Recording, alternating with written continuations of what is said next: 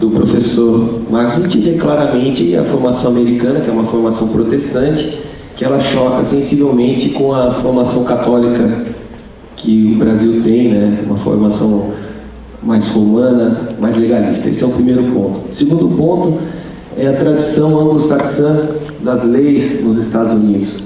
Nos Estados Unidos, o Estado se forma no modelo anglo-saxão, totalmente descentralizado, onde a população ela resolve as suas próprias questões.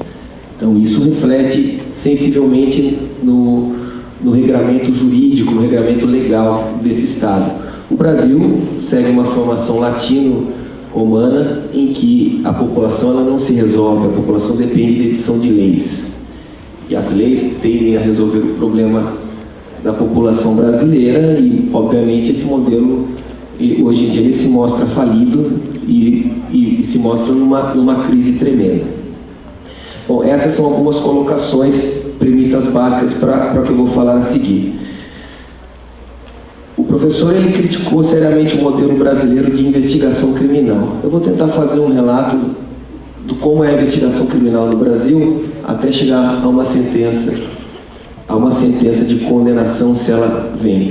Hoje no Brasil, nós temos um modelo de investigação baseado no inquérito policial que vocês já devem ter estudado aqui na Faculdade de Direito. É um modelo de investigação que tem uma natureza formal escrita, cujo presidente é o delegado de polícia. O delegado de polícia seria o presidente da investigação que é trazida no inquérito policial. Essa investigação ela tem a sua natureza de ser escrita e formal. Então, tudo que é investigado no inquérito policial, ele vira papel, e esse papel é encadernado e formado os autos do inquérito policial, certo? Esse é o nosso modelo. Então, se a autoridade policial precisa ouvir pessoas que presenciaram um crime, no modelo americano, provavelmente a equipe policial vai até a testemunha, escuta ela lá e relata, faz um relatório, uma gravação do que ocorreu. No Brasil, o delegado de polícia intima a pessoa para que a pessoa vá até a delegacia prestar o seu depoimento. Esse é o modelo mais comum que acontece no Brasil. Esse inquérito policial, ele é concluído quando existe prova da materialidade e indícios de autoria. Nesse momento, ele é encaminhado concluído para o promotor ou o procurador da República que vai decidir se propõe ação penal ou não. Bom, no Brasil existe um levantamento de quantos por cento de inquéritos policiais que investigam crime de corrupção chegam a uma conclusão. E no Brasil chegam a uma conclusão no crime de homicídio, que é o crime mais grave, em tese, crime contra a vida, né?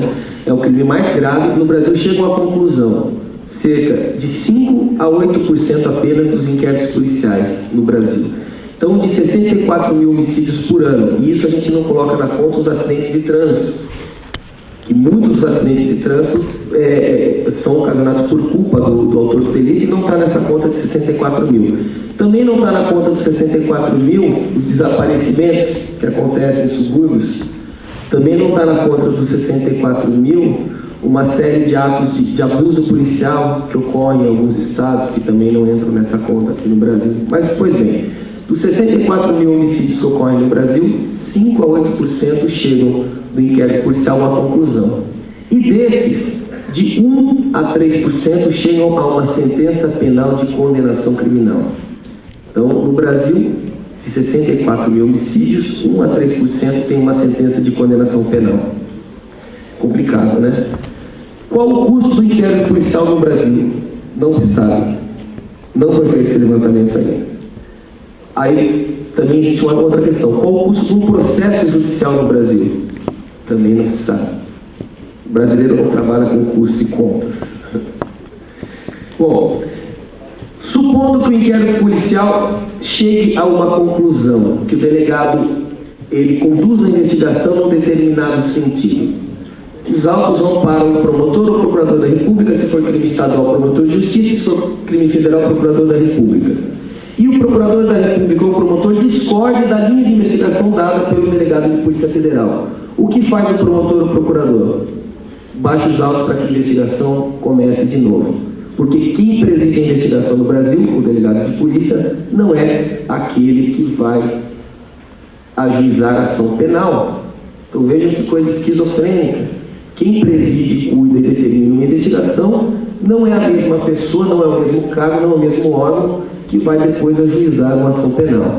De modo que nós podemos ter uma investigação criminal direcionada no sentido e um titular da ação penal pensando que os fatos são outros completamente diferentes. Bom, vamos supor que por algum milagre jurídico essa investigação virou uma ação penal. Certo? Acontece às vezes uma investigação virar ação penal no Brasil.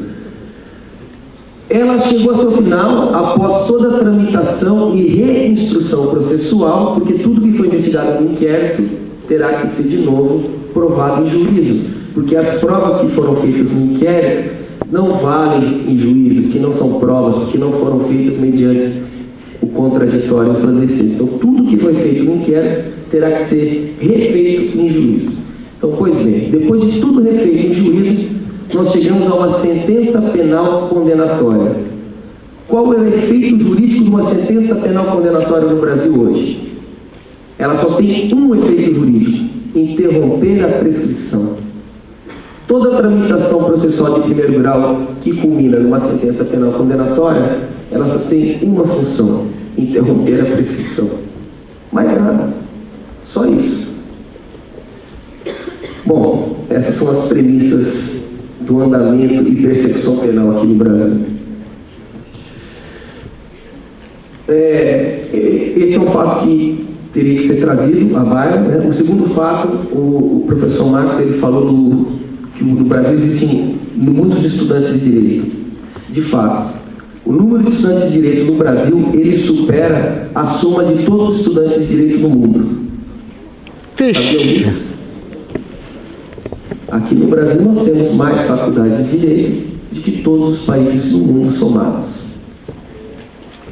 Isso é meio assustador para os estudantes de direito, né?